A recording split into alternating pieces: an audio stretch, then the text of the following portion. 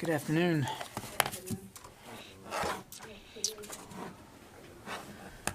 Just a couple of things at the top.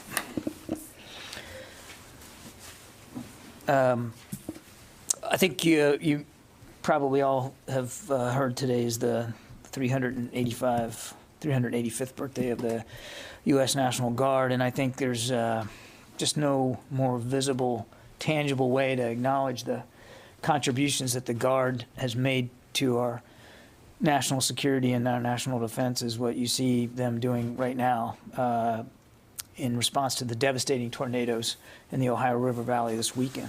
So far, the Kentucky National Guard has called more than 300 personnel to duty, including 81 in law enforcement, 80 in recovery support, and 44 in debris clearance.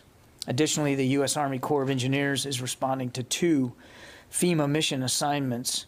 One is for regional activation and temporary emergency power. Under the regional activation mission assignment, they are deploying in support of debris removal, supporting critical public facilities, infrastructure assessment, and engineering and public works. Under the temporary power mission assignment, they are mobilizing a temporary power planning and response team, the 249th Engineer Battalion, and additional subject matter experts to assist with generator staging, assessments, and installation. We do not anticipate activations from other states with respect to this particular national disaster. And of course, the department, I think you've seen, we are making available Fort Campbell, Kentucky as an incident support base. Again, our thoughts and prayers, deepest condolences go to all those who were affected by those devastating tornadoes and who will have to deal with rebuilding. And clearly the department stands behind the interagency effort to do whatever we can do to support them. And as has been typical, I think, no matter throughout the whole year, wherever you look, there's the National Guard, whether it's helping vaccinate Americans, dealing with cleanup after natural disaster, to helping out Customs and Border officials down at the southwest border. They have wildfires. They have been literally woven into the fabric of this entire year in terms of response and assistance to their fellow citizens. So as they celebrate their birthday today, and I know for the Guardsmen in Kentucky, there's little to celebrate, I understand that, but as they mark their anniversary, I think they can do so with terrific pride. Schedule notes, Secretary Austin spoke this morning with his Indian counterpart, Minister of Defense Singh. He spoke to him early this morning, about 7:30 this morning.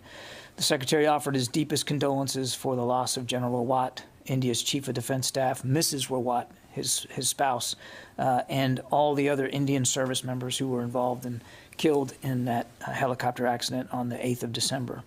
He also, of course, reaffirmed the U.S. commitment to strengthening U.S.-India ties and to deepening our defense partnership. Additionally, today, I think you all know, he met with his counterpart, the Lithuanian Minister of Defense, Dr. Anušauskas, at the Pentagon today to reaffirm the strong bilateral relationship between our countries. A full readout of that will be posted on defense.gov later today. And with that, we'll take questions. I think, Lita, you're up first. Hi, John. Thanks. A couple things. One, you said no other additional states for the National Guard will be responding. Do you see any need for any other active duty response for the tornadoes, including any rescue efforts or anything like that in order to help the Guard? And then I have a second question. We are not aware of any request for assistance, additional active duty, other than the Army Corps of Engineers I talked about.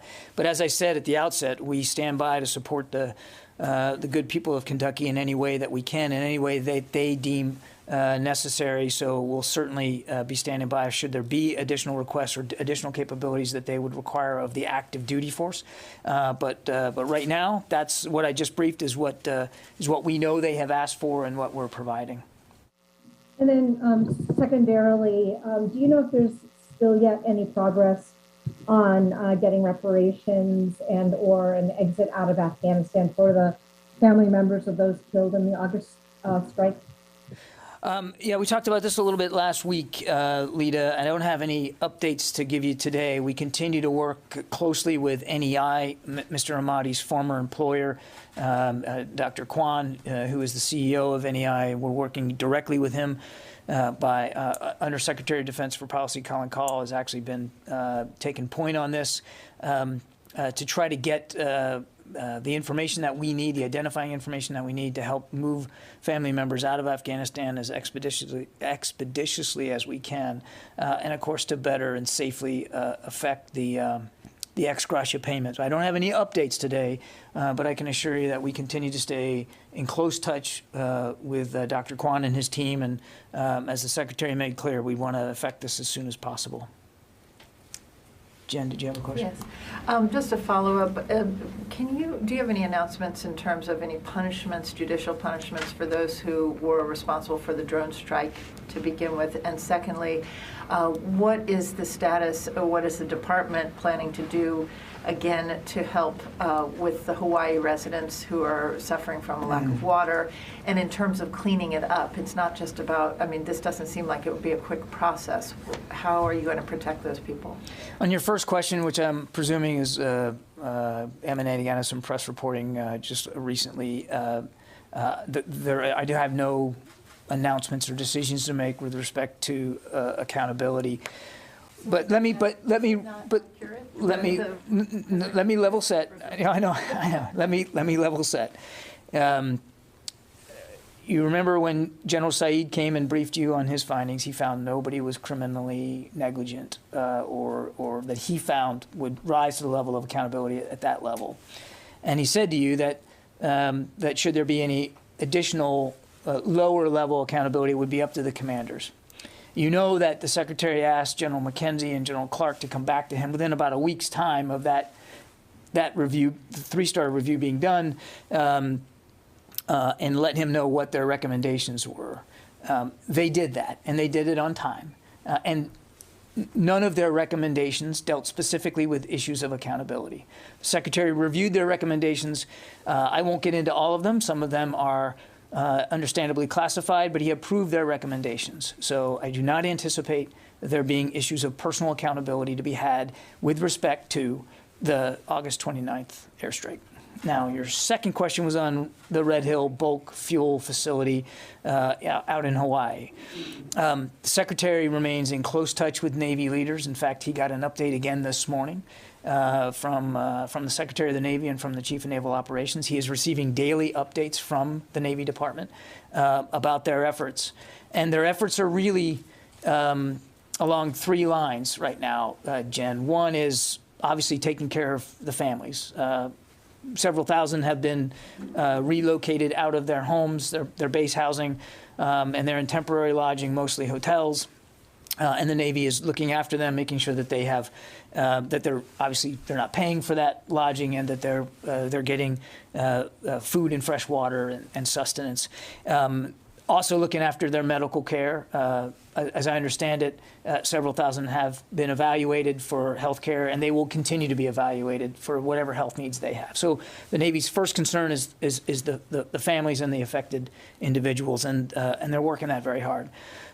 Secondly is going to be restoring the fresh water to housing and to the base facilities that have been affected, and they're working closely with the Hawaii state officials, the Department of Public Health out there, and water safety to do this in a collaborative, cooperative way to get fresh water back in place and to, again, make these homes safe to go back to, as well as the affected facilities on base. So they're very focused on trying to get that water system clean and safe for use. They are flowing in additional filtration equipment, and they're, again, working closely with state authorities on how to best do that. And then thirdly, it's cleanup. It's making sure that, to your question, that we know the extent of where the leak came from, or leaks came from, as it may be, and then how to clean that up. And I don't have an update for you on that. The investigation is still ongoing that the Navy's running, and they're still working their way through exactly what happened, and that will help guide them as to what the cleanup ought to look like. But they are very focused on that, and again, we'll be working in lockstep with state and local authorities about how that cleanup is best done. As I said, the Secretary is monitoring this personally and very closely, and he might have additional things that we might be putting out this afternoon. Court? I just want to understand one thing. You just said that none of the recommendations from McKenzie and Clark dealt with accountability. Do you mean they didn't recommend? You don't mean that? Can you explain what that means? I can. And maybe I didn't put it as well as I should have. When they listed their recommendations, there was no recommendation by either of them about accountability. So there was not an overt line in there that said we don't recommend accountability. There certainly was no line in there that we recommend accountability. Their recommendations were more about procedure and process, and the Secretary reviewed them, has accepted them, and again, most of them are of a classified nature, so we won't be talking about the specifics. But there was no overt recommendation made by either specific to accountability. They didn't recommend any punishment for anyone, basically, That is correct. and the Secretary concurred with their recommendation, overall recommendation. Correct. Okay, great. And then the second thing I want to ask you about is there's been some reporting that out of South Korea that there's been some sort of agreement in principle for a declaration, end of the war declaration. I'm wondering what you know about that. Is there actually some sort of an agreement? And can you tell us any details? I'd refer you to our State Department colleagues about those kinds of discussions, Court. But I would just go back to what we've said in the past here. We, at the Department, continue to support diplomatic measures and efforts to denuclearize North Korea. We still believe that's the right course. And for our part, we're going to continue to make sure that we maintain the proper level of military readiness. But the issue of that, and I saw the press reporting you're talking to, that really is a better put to the State Department. Yeah, Travis. Thanks, John. The House January 6th committee has obtained emails that apparently show that former White House Chief of Staff Mark Meadows had said ahead of January 6th that National Guard would be there to protect Trump supporters. Does the Pentagon have any idea what Mr. Meadows might have been talking about? I've seen the press reporting, Travis, and I don't have anything specific to add to that beyond saying that, and I think you guys know this, the DC National Guard did activate roughly 300 personnel on the 5th of January to provide traffic control and crowd management during expected demonstrations. That was the task that they were assigned. But beyond that, I'm not going to speculate or speak to the work of the committee. I could just follow up, though. Is there any concern in the Pentagon that things like this risk politicizing the Guard, that there's going to be a perception that somehow the Guard was a political actor in the January 6th events? Yeah, I think, this goes back to what we were talking about a week or so ago, with the recent polls and surveys that talk about trust and confidence by the American people in the military. We're obviously concerned about that. And we're not immune to what's going on, as I said last week, in American society. And we certainly are concerned about external comments, external initiatives, external proclamations that make it seem like the U.S. military is somehow a political organization. It is not. We pride ourselves on being apolitical. We serve to defend the entire American population, regardless of who they are, who they decide to vote for, if they decide to vote. So when there's comments like that made, it certainly does very little to help reinforce for the American people how seriously we take our obligations and the oath that we take to support and defend the Constitution, and the non-spoken commitment that anybody who has served in uniform shares, which is to stay, as an institution, to stay apolitical. Janie? Thank you, John. The South Korean Ministry of Defense announced last weekend the Defense Secretary Austin has ordered a review of a second step evaluation of the OPCON transition in the spring next year. Is it for the transition of OPCON? Is it early transition of OPCON? No, Jenny, we've talked about this. And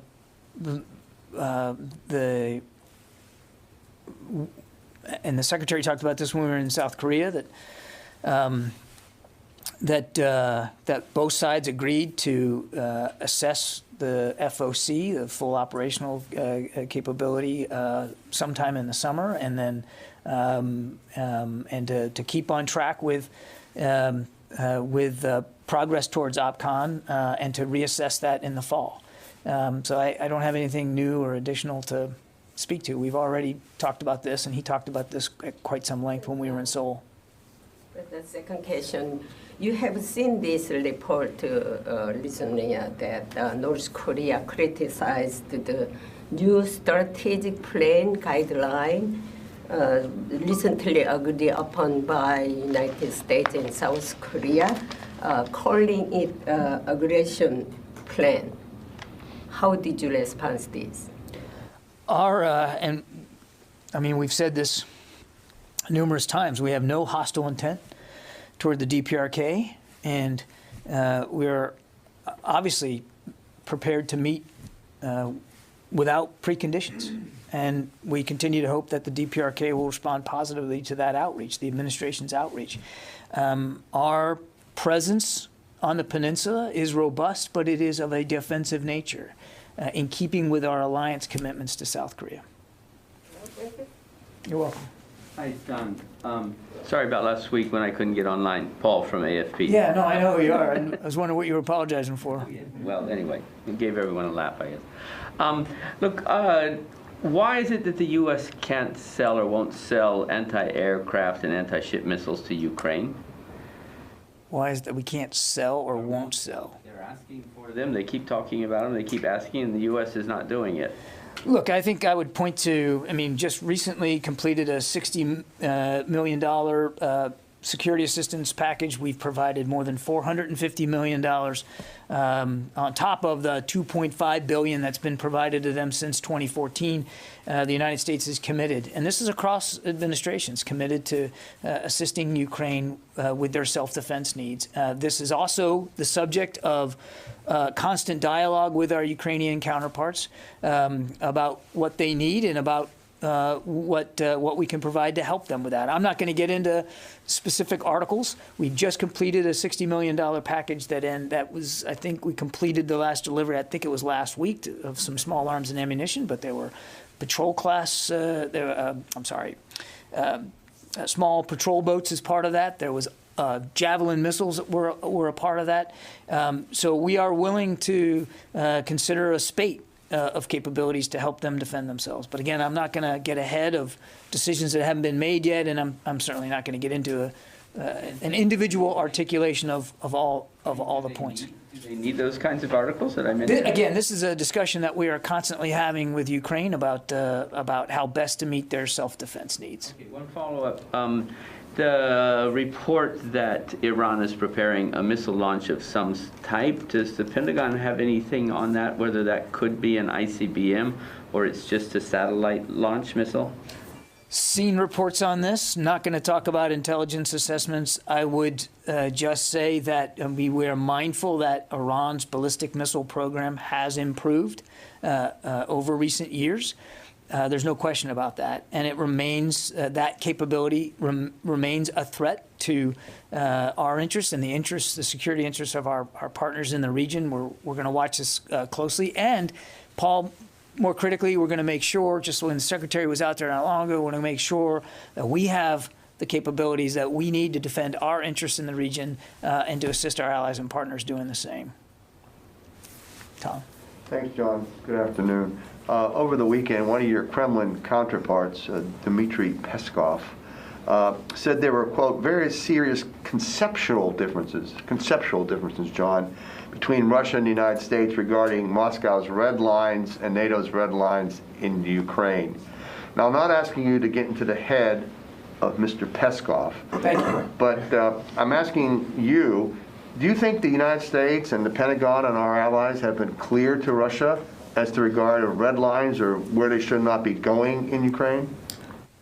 A couple of thoughts there, Tom. First of all, I wouldn't speak for our allies. They can speak for themselves and whatever messages they've delivered to Mr. Putin.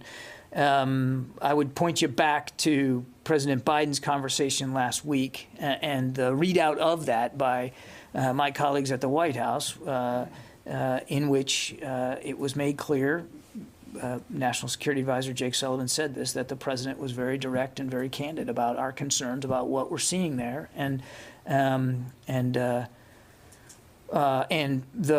lack of clarity by Russia in terms of what they're intending to do, and the kind of consequences that would come as a result of any another incursion by Mr. Putin. So you're saying there's a lack of clarity by Moscow on this. You said that several times. Would that perhaps be the source of these conceptual differences? You'd have to ask Mr. Peskov that. I think the president was very, very clear with Mr. Putin about what our concerns were and about the kinds of consequences that would result from another incursion. Carla. Thanks. Just real quick clarification on Afghanistan. So following these questions, so General McKenzie did not recommend punishment after the errant strike, and Secretary Austin has concurred with that. So it would be accurate for us to go and report now that Secretary Austin is not going to issue any punishment for military service members involved. It would in the be strike. accurate for you to report that the Secretary approved the recommendations made by both General Clark and General McKenzie as to how they were going to implement procedural changes, the kinds of changes that were recommended by General Saeed. In the recommendations proffered by General McKenzie and General Clark to the Secretary, there were none dealing with accountability. The Secretary accepted the recommendations that they did make. So you'd be okay to report that the Secretary is not approving or calling for additional accountability measures. Does that help? Yes. Okay. Thank you, John. And then lastly, just really quickly on this cyber concern that came out with CISA issued over the weekend. What's DoD trying to do to counter this concern with software usage that can be used to get into computers? Has DoD already started working on this in coordination with CISA?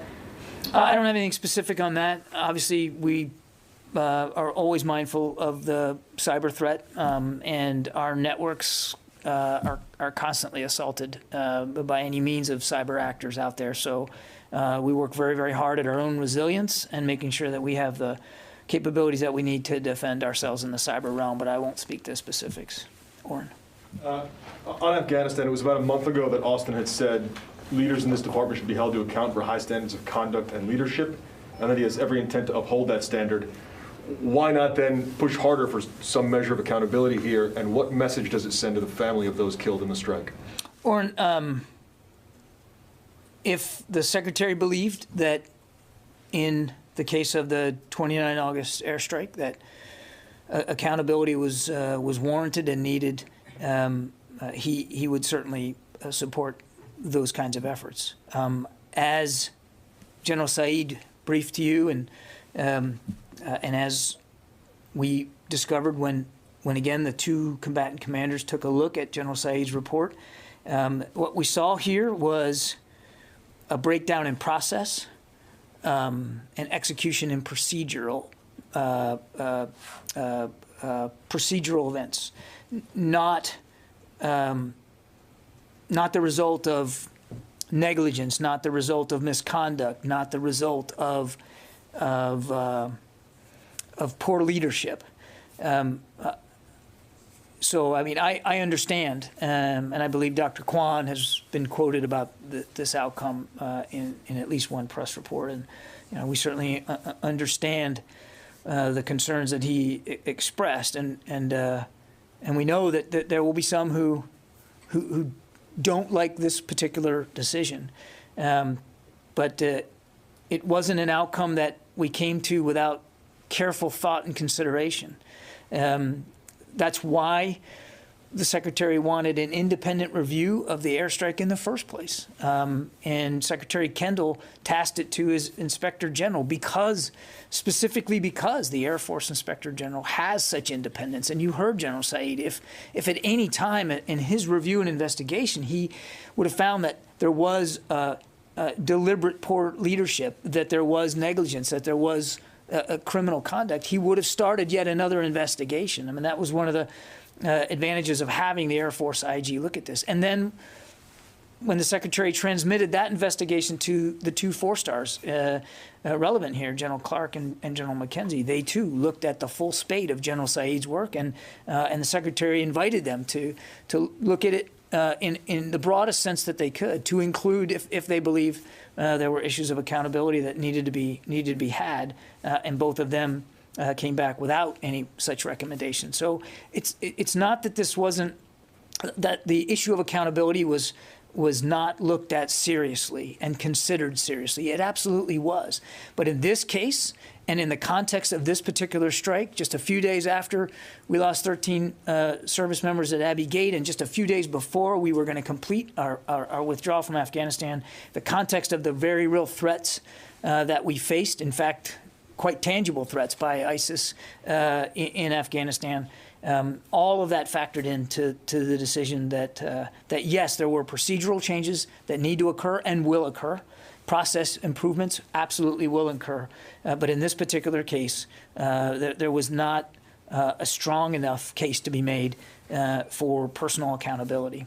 But that doesn't mean that, that the department is turning a blind eye to a high standard of conduct and leadership. The Secretary was earnest when he said that. And it's just that you have to look at it in time and space, and you have to look at this particular strike and not draw broader, wider conclusions about accountability and high standards of conduct based on this one outcome.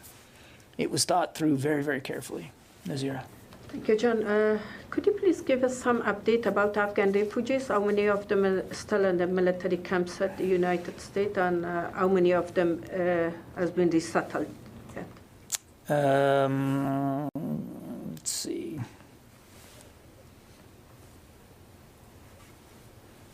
So we're currently hosting nearly 31,000 individuals at our 7 domestic U.S. bases.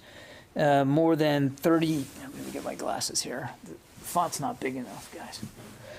More than 38,000 Afghans, American citizens, and lawful permanent residents have been relocated from these military bases to new communities across the country. So more have been relocated than we now have at our 7 bases, and we continue to work with nonprofits and aid organizations, as well as the State Department and DHS, to continue the relocation of the remaining Afghans. Thank you. You're welcome. Let me. Domestic bases, by the way? 7 safe haven locations here in the United States. There's no. I should know this, but there's none in overseas anymore. Not anymore. Hey, John, may I quickly follow up on the drone strike? Okay. Thank you. Pardon my interruption. And this is not on the strike specifically, but you said in response, there was I'm paraphrasing you slightly, and I apologize for that, that there was an imminent threat, and it was part of the reason why the drone strike was launched. We've heard that many times. Since the drone strike took out the wrong individuals, that threat should have still been existing.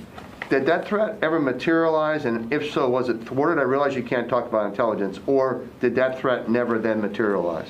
That's a question that you all asked General McKenzie, and I'd have to go back and look at the transcript. So, but my understanding was he told you there's no way they would know.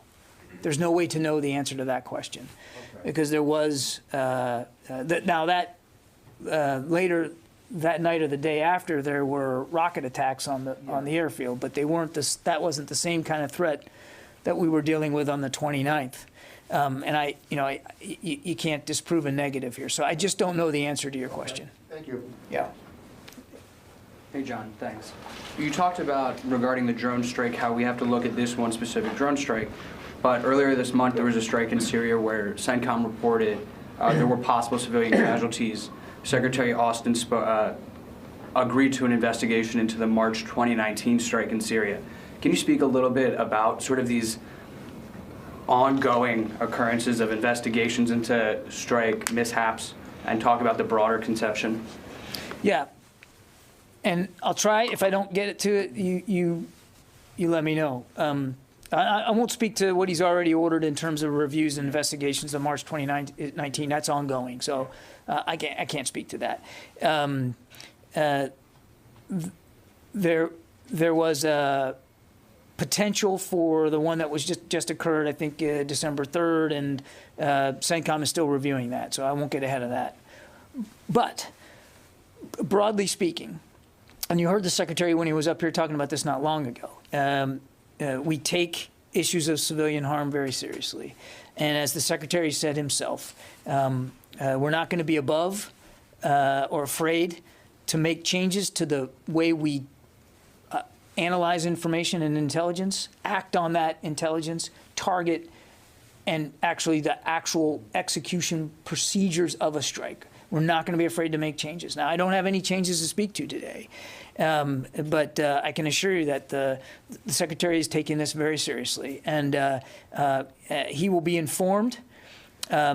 Whatever outcomes come of this, whether he makes changes or not, or what improvements might be made, he will be informed by what happened on the 29th. He will be informed by whatever CENTCOM finds as a result of the strike that just occurred, and certainly informed by the review that he's asked for into the March 2019. I think he will also be informed by the work that RAND did on behalf of the department as a result of national defense legislation that required a study and an assessment of the department's efforts to avoid civilian harm. He's working his way through that right now. I think that will also inform a lot. So I think you'll continue to hear from the Secretary on this issue. Again, I don't have any specifics to say today, but this is something he's very mindful of. We know we have to, as he said himself, we work very hard to avoid civilian harm. Obviously, there's going to be ways we have to work harder, and he's willing to admit that. And as we can talk about those things, and not everything will we be able to speak to, we certainly will. We'll be as transparent about it as we can. John, the head of NEI, the Nutrition and Educational International, Dr. Stephen Kwan, is quoted as saying that the U.S. military is not fulfilling its promise with regards to ex gratia payments and removing this family. He says, quote, "I've been beseeching the U.S. government to evacuate directly impacted family members and NEI employees for months because their security situation is so dire."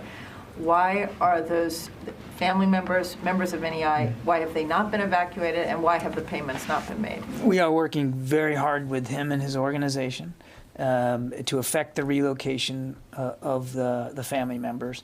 And I think, as you can understand, with respect to an ex gratia payment, which we are absolutely willing to make, we want to make sure that we do it in the most safe and responsible way, so that we know it's getting to the right people and only to the right people. So as I said at the outset, Dr. Call, the Undersecretary of Defense for Policy, is personally working this with Dr. Kwan and his team, and he continues to stay at it very diligently. Believe me, we share the concern very much that these family members can leave Afghanistan as quickly as possible, but we also want to make sure it's as safe as possible. Paul, I already got you. I haven't gotten hardly anybody on the phone, so let me just take a few on the phone here. Joe Tabbitt, Sky News. Yeah, hi, John. Thanks for taking my question. So I would like to get an update from you about the AP story that thousands of military explosives from the U.S. military have been stolen over the last 10 years. I don't know if you have an update on that. We commented for that story, Joe. Obviously, we don't want to see any stolen explosives end up outside of our control. We're not disputing that there have been losses of that kind. They are very, very small in number. That doesn't mean that we're minimizing it. I don't want anybody taking anything away from that, but they're small in number. And again, we recognize that that any loss is an issue, and we take it seriously. And we are constantly reviewing, and continue to do so, constantly reviewing our procedures and our protocols to make sure that we can minimize those losses as much as possible. Karun Demarjan, Washington Post. Hi, John. So could you go into any more detail about what the recommendations from McKinsey and the company actually were? I mean, if there's no recommendation, it was silent on accountability. What did McKinsey and Clark actually say that they did recommend, either in lieu of that or instead of that? Their recommendations were largely along improving processes that get to the analysis of intelligence that goes into conducting these kinds of strikes. And again, this wasn't what we call a classic over-the-horizon strike on the 29th of August, where you have time to soak a target with intelligence and time to determine pattern of life of an individual or individuals and threats. This was a dynamic situation in which we believed we were dealing with a very active, tangible threat on that day to our people and to Afghans at the airport. So they recommended procedural changes for how the intelligence is gathered, analyzed, shared, assessed, and developed into targeting solutions, and how the process of communication between all the nodes is done. I really can't go into more detail than that, Karun, because as I mentioned earlier, their recommendations were of a classified nature, as you can imagine. We don't exactly want to be telegraphing all the changes that we're going to try to put in place here to avoid civilian harm in the future. Jennifer Steinhauer.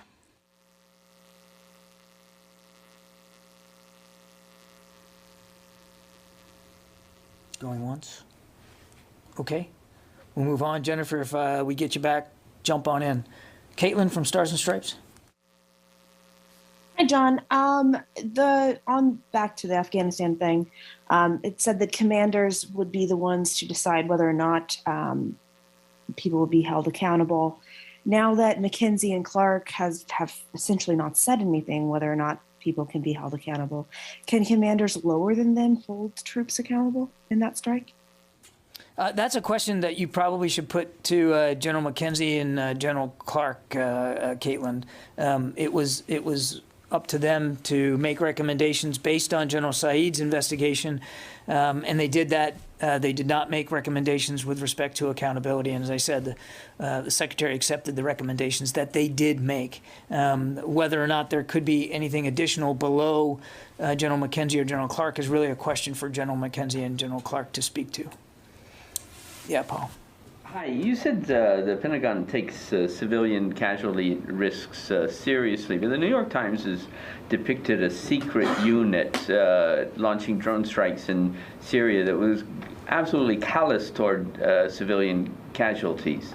And those things don't seem to jive. And then when you have these multiple cases of where civilians have been killed, where there are questions, what do you say to the New York Times report that the Pentagon actually had a unit that didn't really care about civilian casualties in Syria? Yeah, I'm not going to speak to that specific report, Paul. Was there such a unit? I'm not going to speak to that specific report. But I will tell you that when we say we take it seriously, we mean it. It doesn't mean we're perfect. It doesn't mean that we always get it right. And when we don't get it right, we want those mistakes investigated. We want to learn more about how it happened and how we can prevent it from happening in the future. We try very hard to avoid civilian harm, but clearly, and the Secretary said this himself, we have to do a better job. We understand that, which is why he's going to be informed by the investigations that have been conducted, the ones that he has asked to be conducted, and about this RAND study coming out. So we're going to keep at this to try to do the best we can to avoid civilian harm. I mean, nobody wants to see that happen. Nobody wants to be responsible for taking innocent lives. And to the degree we can do better, we will try to do better. But I'm not going to speak to that specific report. Okay. Thanks, everybody. Appreciate it.